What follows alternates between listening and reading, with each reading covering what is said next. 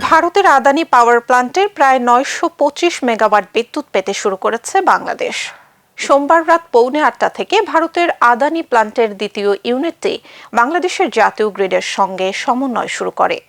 বর্তমানে এটি বাংলাদেশে ৯২৫ মেগাওয়াট বিদ্যুৎ সরবরাহ করছে। বাংলাদেশ বিদ্যুৎ উন্নয়ন বোর্ড বিপিডিবি চেয়ারম্যান প্রকৌশলী মোহাম্মদ রেজাউল করিম জানান, বিদ্যুৎ সরবরাহ ধীরে ধীরে আরও বাড়বে।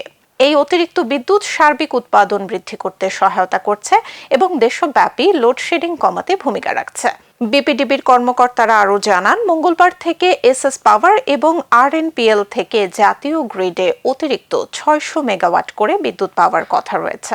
আরএনপিএল হল বাংলাদেশের রুরাল পাওয়ার কোম্পানি লিমিটেড আরপিসিএল এবং চীনের রাষ্ট্রায়ত্ত প্রতিষ্ঠান নরিনকোর যৌথ উদ্যোগ। প্রতিষ্ঠানটি ২৮ এপ্রিল থেকে ৬০০ মেগাওয়াট বিদ্যুৎ উৎপাদন শুরু করবে। বিপিডিবির তথ্য অনুযায়ী গত শনিবার সন্ধ্যায় দেশের সর্বোচ্চ বিদ্যুৎ চাহিদা ছিল ১৬,৯০০ মেগাওয়াট, যেখানে আদানি প্ল্যান্টের বিদ্যুৎ ছাড়া সর্বোচ্চ উৎপাদন ছিল ১৪,৭১২ মেগাওয়াট।